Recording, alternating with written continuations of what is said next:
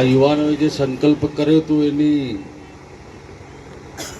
શરૂઆત લાઇબ્રેરીના ઉદ્ઘાટન પ્રસંગે ઉપસ્થિત અમારા મિત્ર અને આ વિસ્તારના ધારાસભ્ય આદરણીય અનિકેતભાઈ, આ શહેરના અધ્યક્ષ નગરપાલિકાના આદરણીય ચીમનભાઈ, શ્રી સુરેશભાઈ,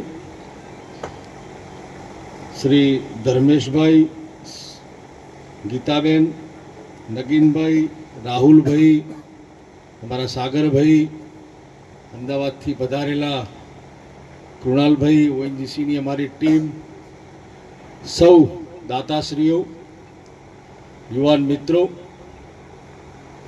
વડીલો, પંડિત દીનદયાળ જેવું કહેતા કે સમાજનો છેવાડાનો માનવી જ્યાં સુધી સુખી નહીં થાય ત્યાં સુધી આઝાદી જે આપણને મળી છે એ આઝાદી સાચા રૂપમાં આપણને અનુભવાશે નહીં. આદરણીય નરેન્દ્રભાઈ મોદી સાહેબના મનમાં કાયમ એવું રહે છે કે મારી કોઈ પણ યોજના હોય એનું મધ્યસ્થાન એટલે ગરીબ હોય.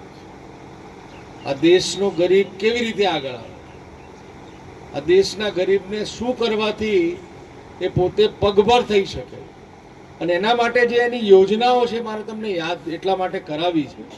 પછી હું તમારી વાત જે સમાજની વાત છે એ પણ કરવાનો.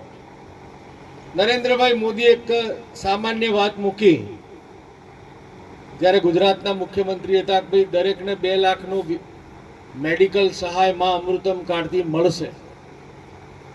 અત્યારે 10 લાખ રૂપિયા એ કોને વાપરવા? એ ગરીબ માણસને વાપરવા.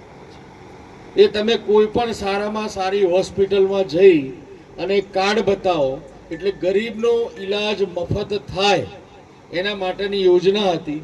એ મા અમૃતમ કાર્ડ 2 લાખથી શરૂ થઈને અત્યારે જે આયુષ્યમાન કાર્ડ છે એ 10 લાખ રૂપિયા સુધી થાય છે.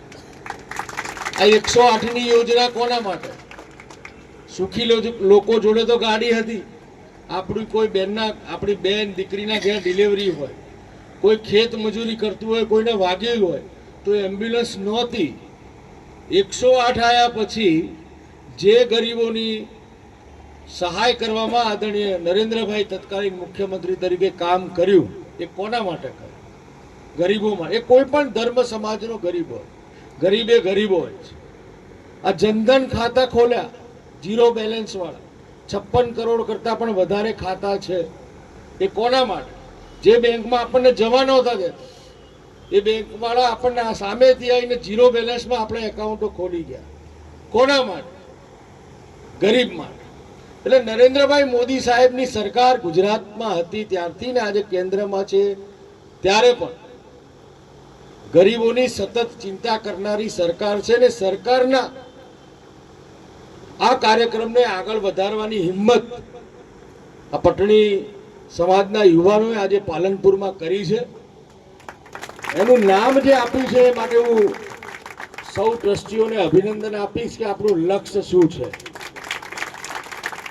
આપણું લક્ષ્ય અને આપણા આદર્શો શું છે. આપણે આજે અહીંયા જ્યારે યુવાનો ભેગા થયા છે ત્યારે મારી વિનંતી કરવી છે કે અહીંયા સમાજના રિટાયર્ડ મામલતદાર સાહેબ બેઠા છે, જજ સાહેબ બેઠા છે, ચાલુ ઇન્સ્પેક્ટર સાહેબ બેઠા છે, આરટીઓ ઇન્સ્પેક્ટર સાહેબ બેઠા છે, ઓએનજીસીના અધિકારી બેઠા છે, પેટ્રોલ પંપના માલિક બેઠા છે, બીજા અનેક ક્ષેત્રમાં કામ કરનારા લોકો અહીંયા ઉપસ્થિત છે.